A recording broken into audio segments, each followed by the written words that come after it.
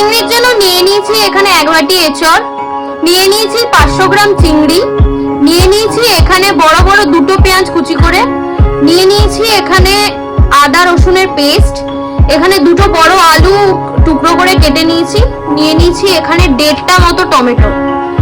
কড়াই গরম হয়ে গেছে, তেল দিয়ে দিচ্ছি।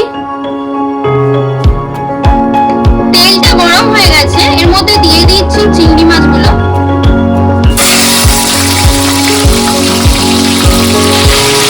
দিয়ে দিচ্ছি হলুদ, দিচ্ছি নুন, এটা ভেজে নেব। খুব বেশি লাল করে ভাজবো না, কারণ চিংড়ি মাছ খুব বেশি লাল করে ভাজলে শক্ত হয়ে যায়। ভাজা হয়ে গেছে, এগুলোকে বাটিতে তুলে নেব। চিংড়ি মাছগুলো তুলে নিয়েছি, এই তেলেই দিয়ে দেবো কেটে রাখা আলুগুলো। অল্প হলুদ দিয়ে দিচ্ছি, এখানে পরিমাণ মতো নুন। আলুটাকে লাল করে ভেজে তুলে রাখবো। আলুগুলো ভালো করে ভাজা হয়ে গেছে, এবার এগুলোকে তুলে নেব। তুলে নিয়েছি আলুগুলো। কড়াইতে দিয়ে দেবো আবার সামান্য তেল। গরম হয়ে গেছে, দিয়ে দিচ্ছি এর মধ্যে দুটো তেজপাতা, এর মধ্যে একটা শুকনো লঙ্কা, দিচ্ছি এর মধ্যে গোটা গরম মশলা, এর মধ্যে সামান্য গোটা জিরে। এবার এর মধ্যে দিয়ে দিচ্ছি কুচনো পেঁয়াজ, দিচ্ছি সামান্য নুন। এবার বাদামি করে ভেজে নেব। মাছটা ভাজা হয়ে গেছে, দিচ্ছি আদা রসুনের পেস্ট, দিচ্ছি হলুদ, দিচ্ছি কাশ্মীরি মির্চ, দিয়ে দিচ্ছি জিরে গুঁড়ো, দিচ্ছি ধনে গুঁড়ো, দিয়ে দিচ্ছি পরিমাণ মতো চিনি, সামান্য জল দিয়ে এবার এটাকে ভালো করে কষিয়ে নেব।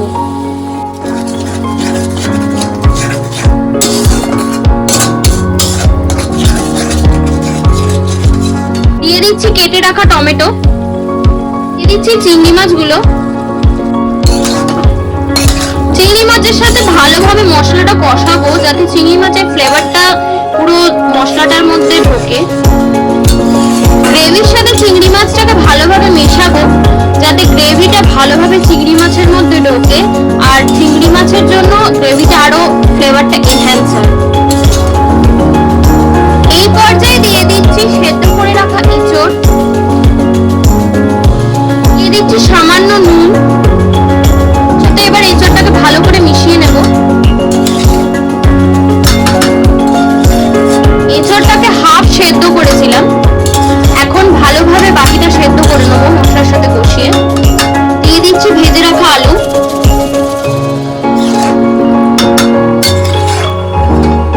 এটা কষানো অলমোস্ট হয়ে গেছে, এর মধ্যে এবার জল দিয়ে দেবো।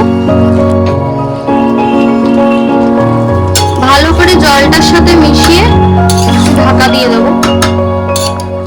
ঢাকা দিয়ে দিলাম, এরপর ঢাকাটা খুলে নেবো। 2 মিনিট হয়ে গেছে,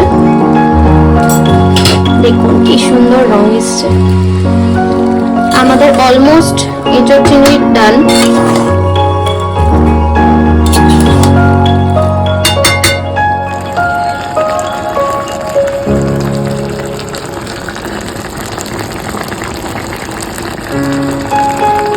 গ্যাসের ফ্লেমটা অফ করে দিয়ে দিলাম একটু শাহি গরম মশলা। তৈরি আমাদের এঁচড় চিংড়ি। Thank you for watching my video. Please to subscribe my channel. Keep supporting.